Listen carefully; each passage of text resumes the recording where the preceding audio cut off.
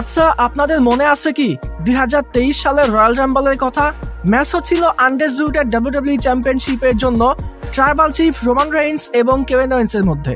দুজনেই দুর্দান্ত লেভেলের সুপারস্টার, ম্যাচও কিন্তু দুর্দান্ত হয়েছে। রোমান রেইন্স তার ক্যারিয়ারে পিক পর্যায়ে ছিল সেই সময়, আর কেভিন ওয়েন্স সে তো পরীক্ষিত একজন সুপারস্টার। সুযোগ পেলে সে প্রত্যেকটা ম্যাচে নিজেকে প্রমাণ করে। আর তাছাড়া এই ম্যাচের মধ্যেই আমরা দেখতে পেয়েছিলাম স্যামি উসো বিট্রে করেছিল রোমান রেইন্সের সঙ্গে। এগুলো ছাড়াও এই ম্যাচের মধ্যে আমরা এমন একটা সেগমেন্ট দেখতে পেয়েছি যে সেগমেন্টটি মূলত বলে দেয় রোমান রেইন্স কেন greatest of all time, Roman রেইন্সকে কেন আমরা এত বেশি পছন্দ করি, এত বেশি ভালোবাসি। তো কেভিন ওয়েন্স এবং রোমান রেইন্সের মধ্যে ম্যাচ হচ্ছিল, একবার রোমান রেইন্স একবার কেভিন ওয়েন্স, দুজনেই কিন্তু একে অপরকে ডমিনেট করতেছিল।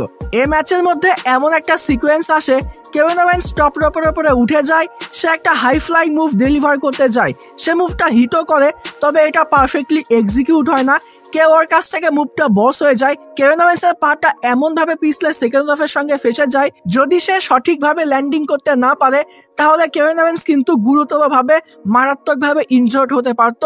তবে সেই সময় রোমান রেইন্স কিন্তু নিজের দায়িত্ব নিয়ে কেভিন ওয়েন্সকে সঠিকভাবে সেফলি ল্যান্ডিং করতে সাহায্য করে। আর এই মোমেন্টটাই আমাদেরকে বুঝিয়ে দেয় কেন রোমান রেইন্সকে আমরা এত বেশি পছন্দ করি, আমরা রোমান রেইন্সকে কেন এত বেশি ভালোবাসি, কেন রোমান রেইন্সকে আমরা গ্রেটেস্ট অফ অল টাইম বলি। তো 2023 সালের রয়্যাল রাম্বলে রোমান রেইন্স এবং কেভিন ওয়েন্সের মধ্যকার ম্যাচের কথা, এই সেগমেন্টের কথা কার কার মনে আছে অবশ্যই কমেন্ট করে জানাবেন। বিশেষ করে যারা রোমান রেইন্সকে পছন্দ করেন, রোমান রেইন্সকে ভালোবাসেন, তারা কিন্তু এই ভিডিওতে রেড হার্ট কমেন্ট করবেন। আর চ্যানেলে নতুন হয়ে থাকলে চ্যানেলটি সাবস্ক্রাইব করে দিবেন।